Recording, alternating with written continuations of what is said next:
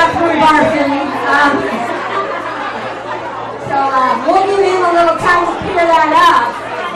But our fearless leader, the woman who made tonight possible, the lady who hung all the flyers in the bathrooms. Did you guys see the flyers in the bathrooms? Yeah? Our show's producer.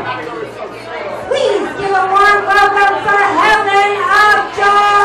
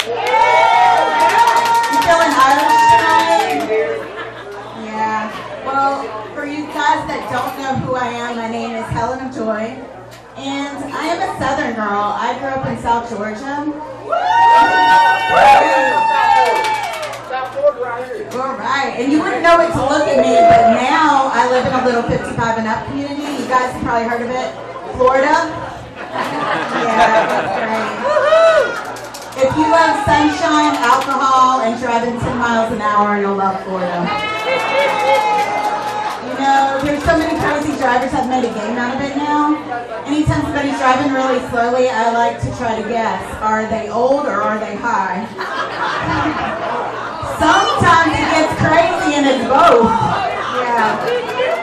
I think it's because not only do we live in a retirement state, but it's also a medical marijuana state, which is great. Yeah, we got some fans of medical marijuana out there.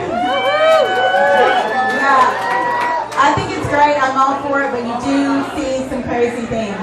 Like one day I was in the park and I saw a really old man sitting on a bench smoking a joint. But the weird part was he kept blowing the smoke at his wife's chest. And I was like, excuse me, sir, can I ask what you're doing? And he said, well, if this stuff can get me high, I'm hoping it can do the same thing for her tits.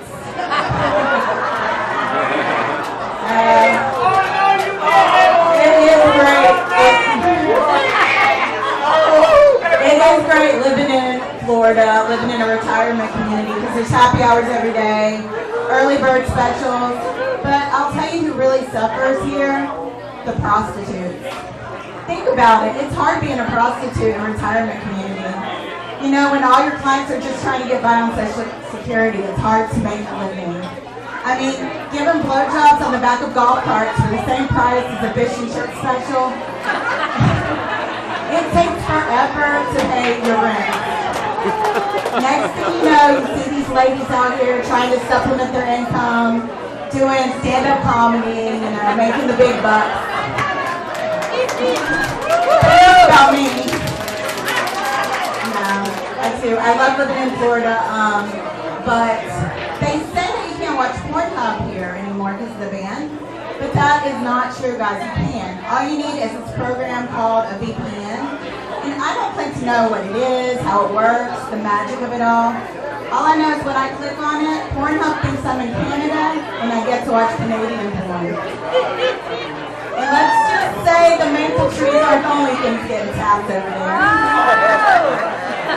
It gives a whole new definition to Mounties, I'm telling you. Plus, my boyfriend keeps asking me why I'm wearing flannel lingerie all the time. And I'm like, don't worry about it. Just bend me over and talk nice to me. Maybe throw in a couple of A's while you're at it, you know? Yeah, Canadian porn is the nicest porn I've ever seen. And I can tell I've been watching it too much because anytime somebody's really polite to me, I get horny now. So, it's not great. But no, I'm glad I live in a retirement community because I just found out I was getting old. I went out during spring break and there were college kids everywhere. And my first thought was, when did 21-year-olds start looking 14? And why do I have a sudden urge to call these girls' moms and ask them if they know their daughters are running around half naked? Yeah, but college kids are great though. They're fun, full of hope, optimism, and tequila. And they can still have sex in the back of cars without having to call a chiropractor the next day. So lucky. They don't even have to worry about the same things we do. Like recently, I've been worried about my home security. I got freaked out thinking somebody might break in one night, so I decided I needed a weapon. So I put a knife in my bedside drawer, which seemed like a good idea at the time, except you know what else is in my bedside drawer? Yeah, my sex toys. So now if I get startled in the middle of the night, I have a 1 in 10 chance of actually pulling out the knife. I just hope those vibrators are strong enough to stun an intruder long enough for me to get away. Maybe I'll start lube in their eyes. I don't know. I'm still working it all out. Oh my gosh. I'm learning new stuff every day, guys. I recently went to a friend's house, and they had a bidet, and I never used one before. But I learned pretty quickly that if you're testing out the buttons, you do not want to be standing up. Or you might just get baptized. Yeah. When we think of bidets, though, we think of classy, luxurious. But isn't it kind of just a fancy hoe bath with a little bit more self-respect, you know? A little bit more than a sink and a washcloth. Well, I didn't get to try out all the buttons, but I've been doing a lot of thinking, and guys, I'm going back because I have so many questions. Like, I know what it does now, but what happens if you sit on the toilet backwards and use it? Woo! Yeah. That's what happens. And how long can I stay in the bathroom before my friends start getting concerned and come to look for me? I mean, if I stroll out of there 45 minutes later, soaking wet, hair all a mess, smoking a cigarette, will they ever let me back in their house? I don't know, but I'm going to find out. I'll let you know. So it's St. Patrick's Day!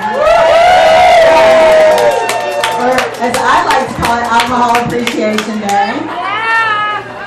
And it's the day of the year that real men wear skirts, right? You know?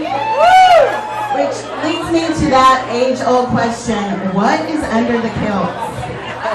I mean, is it where the leprechauns hide their lucky charms? I don't know. But I've noticed something. You never see really old men in kilts. I wonder why. Maybe it's because a 90-year-old man in a kilt does not have the luck of the Irish on his side. He starts dancing around, those lucky charms start swinging around. It looks like the bottom of a grandfather clock coming out of there. Not a sight you want to see on St. Patrick's Day. I have heard some of the cheesiest pickup lines of my life on various St. Patrick's Days. Like a few of my favorites. Hey girl, did it hurt when you fell from the end of that rainbow? Or, do you have any Irish in you? Do you want to? Or my personal favorite, hey girl, you want to try these Lucky Charms because they're magically delicious? So cheesy. It reminds me of my online dating days. Oh, I hated online dating. Guys lie on their dating profiles all the time. I met up with this guy from a dating site one time, and I see him walking up, he looks a lot like his profile picture, but he comes up a little short. Literally, he was up to here on me. Not that there's anything wrong with that, but his profile said he was 5'10". So it was really awkward. I didn't know what to say. So I just patted him on the head and said, I'm sorry, buddy, you gotta be this tall to ride this ride. And I left. Never been great at dating, though. Once dated a guy that was so arrogant, every time I said, oh God, in bed, he would answer yes.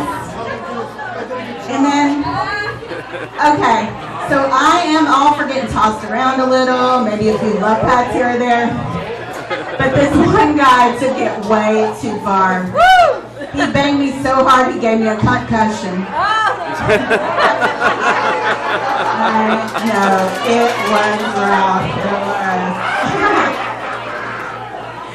I'm just glad he knew what to do. He knew I shouldn't go to sleep right away. So he made sure I stayed up all night long. Get off the stage.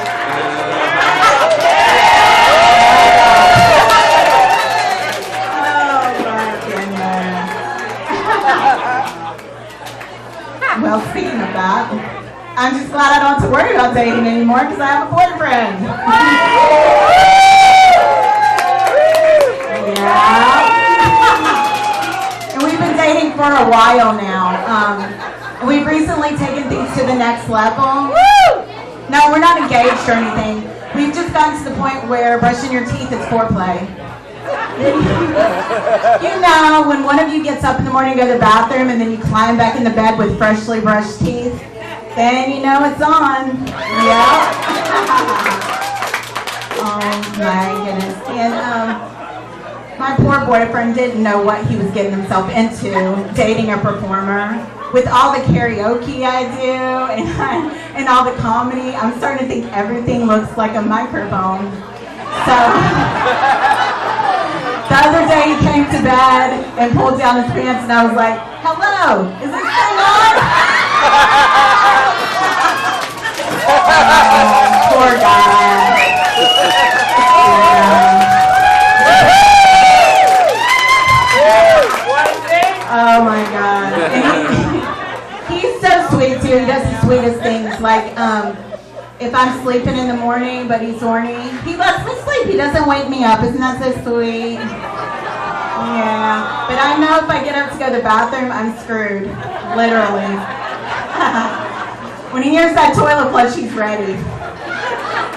It's gotten so bad that every time he hears the toilet flush now, he gets a hard on. I can't say for sure, but it must be really awkward at the urinal. Oh my gosh.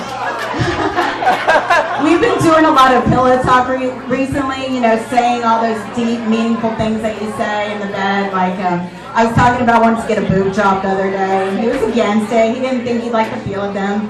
Well, I wanted to have a romantic night. I didn't want to argue, so I decided to say something romantic. I said, babe, don't worry. I won't get a boob job until after you die, so I can put your ashes in them and you'll always be close to my heart. From the look on his face, he didn't think it was very romantic. So I had to do something, I doubled down and say something even more romantic. I said, and look at it this way, when the next guy's sucking on my tits, it'll kind of be like you're getting a blowjob even after you're gone. I don't know how romantic it is, but I think I crushed it. You guys, all this talk about dating reminds me of when I was younger. I was never into sports because I was terrified of getting hit in the face with balls. But look at me now.